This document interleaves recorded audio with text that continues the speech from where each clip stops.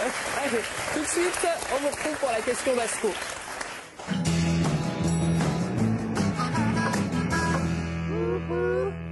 Et pour répondre à cette question, Claude, vous avez un invité, Alain Badiou. Bonsoir Alain Badiou. Vous êtes philosophe, vous êtes professeur à l'École normale supérieure.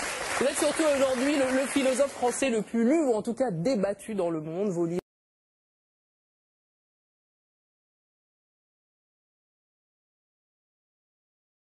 sont des phénomènes d'édition. Je repense notamment à L'éloge de l'amour, qui est un best-seller absolu, et puis à votre nouveau livre, qui est une traduction, une adaptation, une remasterisation de La République de Platon, et publié chez Fayard, et connaîtra sans doute un grand succès également. Claude, donc, c'est à vous. Et juste, avant d'en passer, de devenir la question, juste une incise. On vient de voir ce sujet sur Ai Weiwei. Je vous pose la question à vous parce que vous avez été maoïste à la grande époque du maoïsme, quand c'était un espoir pour une partie de la gauche en France et une horreur humaine pour les Chinois. Ce que je me disais, c'est qu'un homme comme Ai Weiwei, à l'époque de Mao, mon Dieu, il n'existait pas, ou bien il était en camp de travail, ce qui veut dire que paradoxalement, il y a un progrès. Oui, bien sûr, sur toute une série de questions, il y a une transformation et un progrès.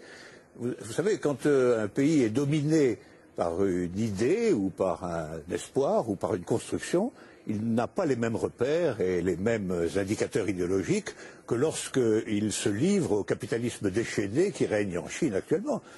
Et le paradoxe, c'est que sous ce capitalisme, Ai Weiwei peut vivre, mais mal vivre, alors qu'avant, il n'aurait pas vécu. En tout cas, il n'aurait pas vécu comme il vit maintenant, soutenu en effet par une grande audience occidentale, c'est certain. Je ne nie aucunement ce genre de différence, vous savez. On revient à votre œuvre, Alain Badiou, on revient à votre République de Platon, puisque vous êtes le nouvel auteur de la République de Platon, et on en vient, c'est la tradition dans cette émission, à la question de la semaine. Question simple, sous forme de slogan que vous connaissez bien, élection, piège à con. Et vous connaissez ça, hein. C'était le slogan de mai 68, un des slogans de mai 68, et quelque part, même si votre pensée est plus complexe, c'est un peu ce que vous pensez, vous, Alain Badiou, qu'il y a une illusion démocratique, et c'est quelque chose qui m'interpelle. Parce que vous avez été un militant, parce que vous pensez la politique, parce que vous écrivez la politique, votre République de Platon, c'est presque une manière de vivre la politique à l'usage des enfants français d'aujourd'hui. Et pourtant, alors que nous sommes en pleine campagne présidentielle, elle ne vous intéresse pas, vous expliquez que le jeu traditionnel de la politique, c'est une comédie ou une tragédie. Je voudrais comprendre, Alain Badiou, pourquoi ce qui nous passionne, nous, observateurs, ne vous intéresse pas. Est-ce que vous êtes sûr qu'aujourd'hui, tous les observateurs, pour employer votre mot, sont réellement passionnés? Ou les citoyens? Et les citoyens eux-mêmes, sont-ils réellement si passionnés que vous le dites? Est-ce que véritablement l'ensemble des déclarations des candidats les passionne, les enthousiasme, les soulève?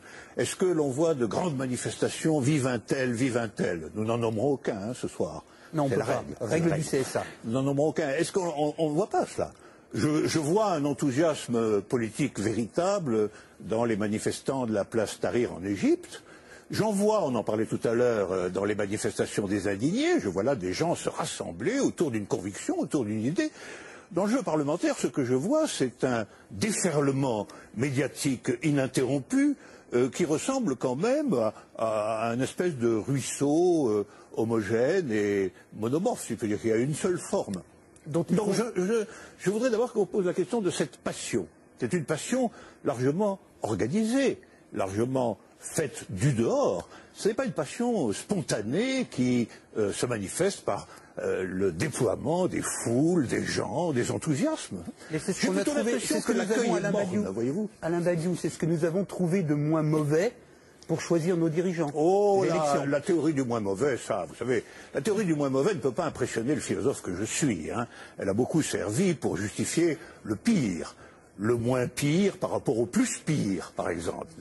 C'est Churchill qui a inventé cette histoire, qui a consisté à dire que la démocratie, c'était le pire de tous les régimes, à l'exception de tous les autres. Il avait raison? Eh ben non, il n'avait pas forcément raison. Pourquoi aurait-il eu raison? Parce que sous la démocratie, on peut vivre. Mais il se peut que le meilleur régime politique soit à venir, qu'il dépende d'une invention de l'humanité. Après tout, vous savez, pendant des millénaires, ce à quoi nous assistions, c'était à des théocraties, à des régimes extraordinairement tyranniques et oppressifs. Ils ont duré bien plus longtemps que votre démocratie, bien plus longtemps. Donc cette démocratie, c'est peut-être tout simplement une sorte de petit intervalle dans l'histoire. Surtout que Elle ne marche que là où le capitalisme est déchaîné. Hein. Ça, c'est un fait. Hein. Le régime parlementaire démocratique, je le constate, c'est un fait. Il n'existe comme régime installé, consensuel, conséquent, que là où l'économie capitaliste s'est développée. Et quand l'économie capitaliste commence à flancher, ce type de représentation politique se sent aussi un peu malade, n'est-ce pas ? C'est là où on en vient au cœur de votre pensée. Un tout petit moment d'explication. Vous êtes, Alain Badiou, un de ceux qui avaient revendiqué le mot communisme, alors même que les régimes communistes ou étiquetés communistes étaient effondrés. Vous aspirez à un régime politique qui serait placé sous le signe de l'égalité. Tout votre livre, hein, toute la République de Platon, tourne autour de cette idée. La cité idéale, c'est la cité de l'égalité, la cité de l'idée juste, donc du communisme. Et quand vous nous dites, pour moi, le capitalisme, c'est l'équivalent de la démocratie, là est la racine de votre rejet de la démocratie, je ne vous trahis pas. De cette démocratie-là. Parce que je n'accepterai pas de dire que je rejette la démocratie. Vous avez parlé tout à l'heure d'une illusion démocratique, mais la démocratie que nous connaissons aujourd'hui, c'est elle qui est l'illusion démocratique. Parce que personne, dans le débat politique français ou étranger, dans les pays démocratiques, ne veut abolir le capitalisme. C'est ça le sujet. C'est pas exactement ça. C'est un petit peu plus précis. C'est parce que les différents gestionnaires possibles de notre société sont des gens qui, de toute façon, admettent pour l'essentiel l'ordre établi. Ça, il faut en convenir. D'ailleurs, s'ils n'admettaient pas les uns et les autres l'ordre établi, ils n'accepteraient pas de se succéder comme ils le font. Il faut bien que tel candidat ne soit pas extraordinairement différent de tel autre pour qu'il puisse alterner le mouvement des affaires restant à peu près le même, après tout. Hein. Donc il y a un consensus fondamental qui fonde ce que vous appelez, vous, la démocratie, qui est une démocratie tout à fait normée, tout à fait particulière, et qui repose sur des acceptations fondamentales premières. Voilà. Et donc je soutiens que nous ne vivons pas du tout en démocratie. Nous vivons en réalité en oligarchie. Voilà. Nous sommes dominés par une oligarchie financière, politique et médiatique. Tout le monde le sait d'ailleurs. Tout le monde voit parfaitement qu'il faut absolument maintenir ce système pour maintenir le système politique lui-même. Ce que je voudrais comprendre, Alain Badiou, si nos élections démocratiques sont un leurre et le paravent de l'oligarchie, alors dans votre société idéale communiste, qui choisirait les dirigeants ? Platon, donc vous, expliquez ensemble que la cité idéale, c'est celle qui est gouvernée par l'idée, par le vrai, par la raison, donc par les philosophes. Est-ce qu'à ce titre, la cité idéale, c'est celle que Badiou gouverne ?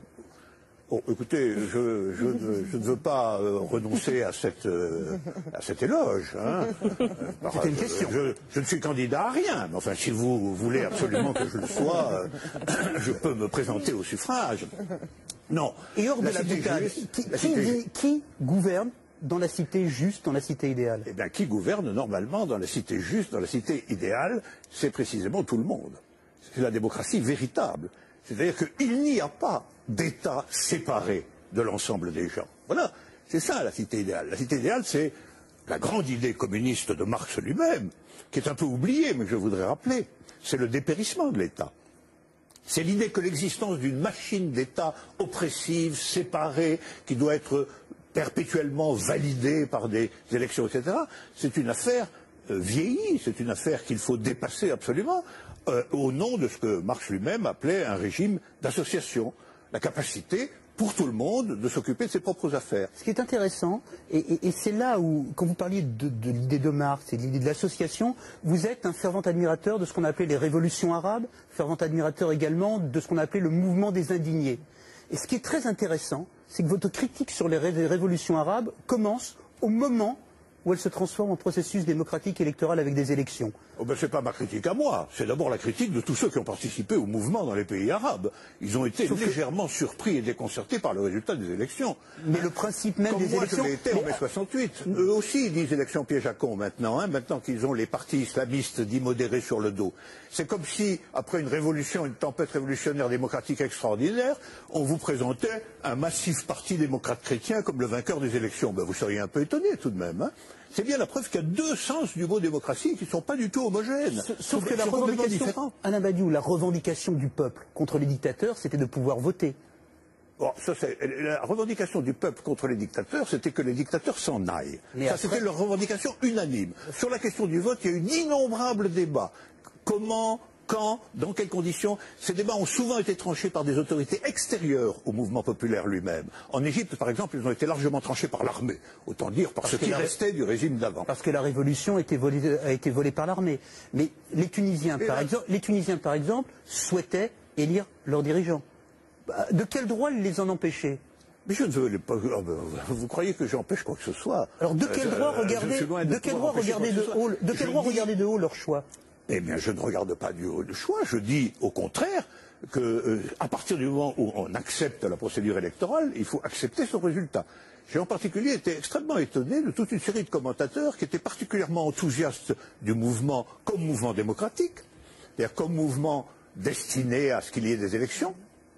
Et puis ensuite, ils n'ont pas été contents du résultat des élections. Ils ont dit, les élections, ils ont voté des islamistes, etc., etc. Non, ou bien on est pour les élections, et alors on en accepte le résultat avec faveur, ou bien on considère que les élections peuvent être non seulement un instrument non démocratique, mais un instrument de répression du mouvement démocratique. C'est absolument flagrant. Quand les révoltés de mai 68 ont dit élection piège à con, ils ont parfaitement vu que les élections allaient servir à enterrer le mouvement, et non pas du tout à le porter au nu. Mais si un mouvement, largement dans les pays arabes, c'est ce qui s'est passé. Mais si un mouvement est minoritaire, Alain Badiou, quelle est sa légitimité à conduire un pays? Justement, c'est tout le point de vue, c'est toute la question. C'est toute la question. Pour un philosophe, la question de ce qui est vrai, ou juste, ou bien, ne peut pas être une question de nombre. Les peuples peuvent se tromper, ils peuvent élire des Pétains, ils peuvent élire des Franco, ils peuvent élire des tyrans, ils peuvent élire... et par conséquent, il n'y a aucune relation mécanique entre l'idée de la majorité numérique et l'idée de ce qui est vrai et juste en politique. C'est l'évidence, on peut citer 1000 exemples de ce genre. Mais qui est l'arbitre du juste si ce n'est pas le peuple dans des élections telles qu'on les connaît, telles qu'on les a Mais l'arbitre du juste, ce sont des événements, ce sont des mouvements, ce sont des réalités effectives qui sont populaires. Vous comprenez? Démocratie, ça veut dire pouvoir du peuple. Mais je reviens sur ce point dans notre régime. Quel est le pouvoir du peuple? En quoi le peuple participe-t-il aux décisions les plus fondamentales? Les décisions de politique étrangère, les décisions concernant le statut des banques, les décisions concernant l'économie et ses orientations. Ces représentants dans l'Assemblée participent à ces décisions. Le représentant fait partie d'une classe politique qui fait partie d'une oligarchie générale. Il connaît les réalités, comme il dira toujours. Quand on veut dominer un peuple, on commence par lui dire, vous savez, il y a les réalités. Les réalités, ce sont celles du consensus politique existant, c'est tout. Et il doit les accepter, il doit se plier à ces réalités. Je peux avoir un certain nombre de besoins, de revendications. Si je vous suis, et si je suis partisan d'un changement radical de la société, alors il ne me reste que la violence ou l'abstention dans un phalanstère que je construirai loin du monde. Mais non, c'est de la polémique, ça. C'est de la polémique, dire qu'on est acculé au choix entre violence ou phalanstère. Pas du tout. Si le vote ne sert à rien avec l'ensemble de mes concitoyens, que me reste-t-il? Mais la politique, ça consiste à organiser directement, à s'organiser soi-même d'abord et à s'organiser directement avec des gens. Les grands mouvements politiques novateurs n'ont pas commencé par les élections. Parce que d'où ils viennent, les candidats aux élections? Ils viennent de vieux mouvements politiques ancestraux qui ont été faits par des militants politiques et pas par des électeurs. Donc la question de la politique, c'est la question de ces militants. C'est la question de ceux qui proposent et sont actifs au nom de la représentation qu'ils se font de ce que la société doit devenir. Et ce n'est pas des gens qui vont mettre en rampant dans un isoloir, ça c'est formidable comme mot, l'isoloir. La politique c'est être tous ensemble, mais là c'est l'isoloir. Alors qu'ils vont mettre dans un isoloir un petit papier. Alors mettez-le si vous voulez, votre papier, mais venez pas après pleurer concernant les déceptions graves qui vont être les vôtres. Est-ce que vous réalisez, juste Alain Badiou, vous avez de la culture, vous avez de l'humour, que votre manière de parler pourrait être ressentie comme une insulte par des gens qui se sont fait tuer pour le droit de vote en 1848, en 1870. Des gens y croyaient à ces choses-là. Ils sont morts pour avoir le droit de voter. Mais évidemment, et je considère que le droit de vote a été, dans l'histoire des idées politiques, une conquête. Mais comme toute chose, les conquêtes, il faut en faire de nouvelles. Donc aujourd'hui, notre problème, ce n'est pas le droit de vote. Nous votons tout le temps. Nous votons tout le temps, même dans l'université, on élit un conseil, dans les hôpitaux, on élit une commission médicale. Nous passons notre temps à voter. Donc notre question n'est pas la question du droit de vote, évidemment. Nous savons maintenant, depuis un bon siècle, ce que le droit de vote est capable de donner. Et ce que le droit de vote est capable de donner, c'est de toute évidence, sur les questions sociales, économiques et fondamentales, un conservatisme inébranlable. hein, d'autant plus inébranlable qu'il est périodiquement légitimé par le scrutin. Alors nous devons maintenant aller au-delà de ça, c'est tout. Ça n'est pas contre la conquête du droit de vote par ceux qui, en effet, ont été obligés de pratiquer des émeutes révolutionnaires pour avoir le droit de voter. Est-ce que c'est un retour à la politique, pour que je comprenne bien? Est-ce que c'est un retour au premier sens de la politique, ce que vous souhaitez? Vous appelez ça la République de Platon, j'imagine le mot politique est au cœur de ce débat. Est-ce que c'est ça que vous voulez qu'on revienne, qu'on revienne à ça? Je pense qu'on doit revenir, en effet, aujourd'hui, largement au sens premier ou originaire des mots. Je le pense pour politique, vous avez parfaitement raison. Politique, c'est-à-dire association et action collective de ceux qui appartiennent à la même cité. Je le pense pour démocratie, parce que démocratie dit beaucoup plus et doit dire beaucoup plus que la forme parlementaire de l'État telle que nous la connaissons aujourd'hui. Je le pense aussi pour communisme, parce que communisme est aussi un mot dont la signification première a été défigurée par les expériences du XXe siècle. Je suis le premier à le reconnaître et à le dire, et je pense qu'il faut revenir à cette signification première. Alain Badiou, vous avez cité plusieurs fois les indignés. Tony Gatliff, qui vous a précédé, a été frappé en allant les filmer par une chose, qu'il n'y avait pas de porte-parole du mouvement. Ça veut dire qu'au fond, les indignés, c'est la cité idéale, tout le monde gouverne? Je ne pense pas tout à fait. Je pense que c'est une caractéristique absolument générale des mouvements de masse. Les vrais mouvements de masse se reconnaissent au fait qu'ils ne sont pas dirigés par des partis, ils ont une spontanéité très grande, ils rassemblent des gens tout à fait disparates, mais nous le voyons bien. Le mouvement de masse n'est qu'une des possibilités du changement politique. Nous le voyons précisément parce qu'à partir du moment où la question du pouvoir entre en jeu, il y a une tension très grande entre les aspirations spontanées du mouvement et la forme du pouvoir. Sans compter que, je le rappelle toujours, et vous en avez fait une objection qu'on peut en effet entendre, n'oublions jamais que jusqu'à présent dans l'histoire, les grands mouvements démocratiques véritables, les mouvements démocratiques populaires, ont toujours été minoritaires, ont toujours été largement minoritaires. Par exemple, toute la presse disait, quand il y avait le mouvement sur la place Tahrir, toute la presse disait l'Égypte est là. D'ailleurs, les manifestants eux-mêmes disaient nous sommes l'Égypte. Enfin, ils étaient une minorité d'Égyptiens. À supposer même qu'ils aient été 1 million ou 2 millions, ce qui était énorme, il restait une toute petite minorité du peuple égyptien. Or, c'était eux ils avaient raison de dire qu'ils étaient l'Égypte. L'Égypte, c'était plus Moubarak, c'était plus la clique au pouvoir. L'Égypte, dans le moment même, c'était eux. Le problème était qu'ils restent l'Égypte. Et ça, c'est une autre paire de manches. Au mois d'avril, puis au mois de mai, est-ce que le philosophe Alain Badiou viendra voter avec le reste de son peuple? Non, je ne voterai certainement pas. Vous ne voterez pas? Je ne voterai pas. Non seulement je ne voterai pas, mais je ferai mon devoir de citoyen en publiant un livre, un petit livre, expliquant pourquoi il est inutile et éventuellement nuisible d'aller voter.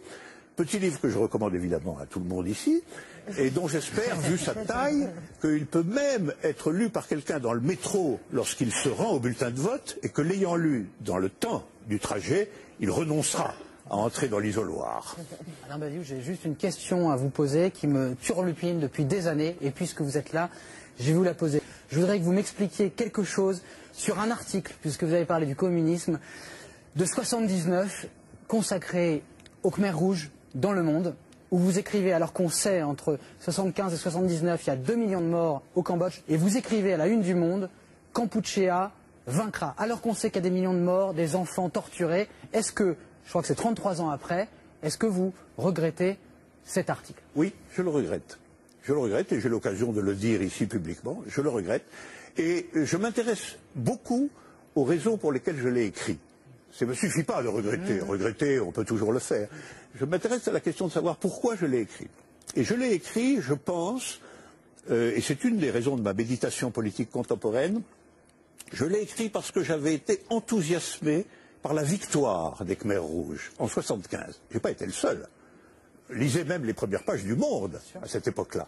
Il y a eu un enthousiasme pour cette victoire. Et j'ai voulu garder en moi cet enthousiasme, contre sans doute le réseau des informations disponibles, et ça m'a amené à une méditation très importante, je crois, sur la question de savoir qu'est-ce que c'est qu'une victoire.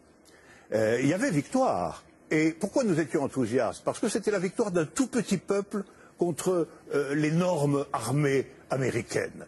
Et c'était donc la validation d'un énoncé fameux de Mao, qui était qu'un petit peuple, s'il est uni, peut venir à bout d'une grande puissance. Problème qui se pose encore aujourd'hui dans beaucoup de parties du monde. Et là, nous avons été enthousiasmés par cela. Et lorsque les Vietnamiens ont envahi le Cambodge, parce que c'est tout de même ça qu'il s'agit, cette invasion m'a paru détestable. Voilà. Et évidemment, vous voyez, c'était dans une conjoncture très complexe parce que l'article, si vous le relisez, je l'ai présent à l'esprit, c'est un article contre l'invasion vietnamienne. C'est pas un article qui dit le Kampuchea, c'est la campagne anti-cambodgienne. Voilà, c'était sur la campagne militaire. Hein. Il ne faut pas oublier que le Cambodge a été envahi par les Vietnamiens en 1979. Et je crois que là, nous devons méditer, au terme du XXe siècle, sur les ravages faits dans les rangs de la pensée progressiste et communiste, reprenons ce vieux mot, par l'enthousiasme victorieux, prématuré et sans limite. Parce que les millions et millions de gens qui sont restés enthousiastes de la révolution bolchevique, même sous Staline, posent une question encore bien plus vaste que mon errance cambodgienne. Et cette question beaucoup plus vaste, c'est celle du fait que, en réalité, les peuples sont rarement victorieux. Et que tout le monde le sait. Et qu'une victoire, fût-elle douteuse, fût-elle partagée, fût-elle obscure, a une puissance de ralliement extraordinaire. Mais nous savons maintenant qu'il faut s'en méfier. Et je dirais même que, au fond, une des grandes tâches de la politique contemporaine, c'est de définir qu'est-ce que c'est qu'une victoire. Qu'est-ce que c'est qu'une réelle victoire?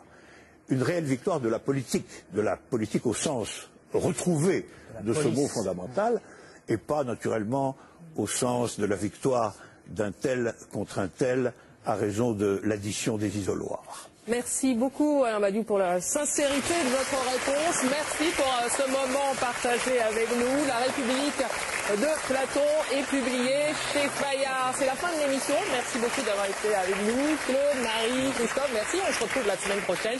Je vous souhaite une bonne fin de soirée sur France 2.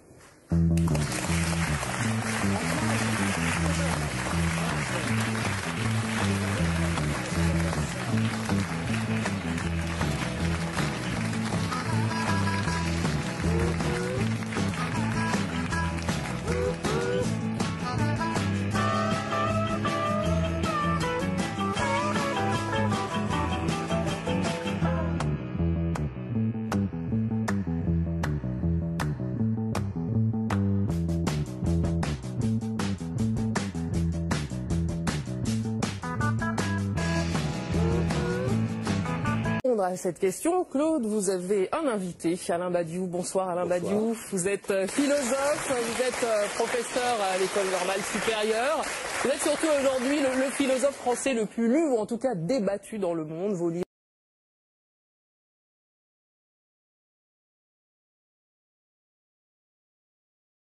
sont des phénomènes d'édition. Je repense notamment à L'éloge de l'amour, qui est un best-seller absolu, et puis à votre nouveau livre, qui est une traduction, une adaptation, une remasterisation de La République de Platon, et publié chez Fayard. On revient à votre œuvre, Alain Badiou, on revient à votre République de Platon, puisque vous êtes le nouvel auteur de La République de Platon, et on en vient, c'est la tradition dans cette émission, à la question de la semaine.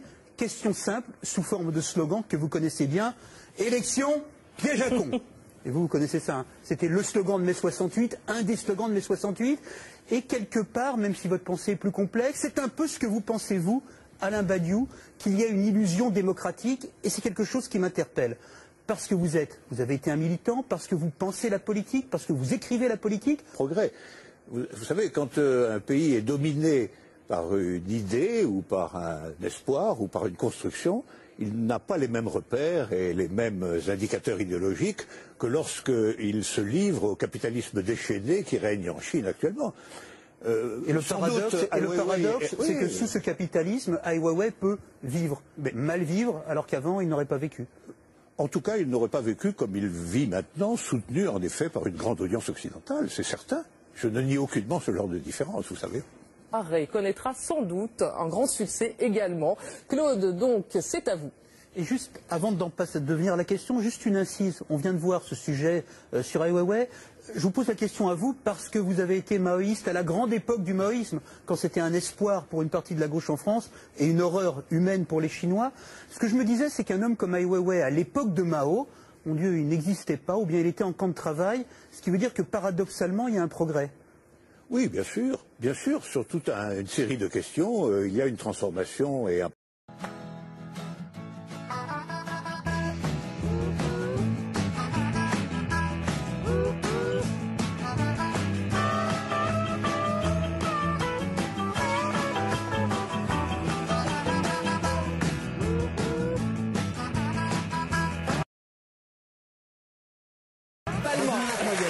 Allez, tout de suite, on vous retrouve pour la question d'Asco.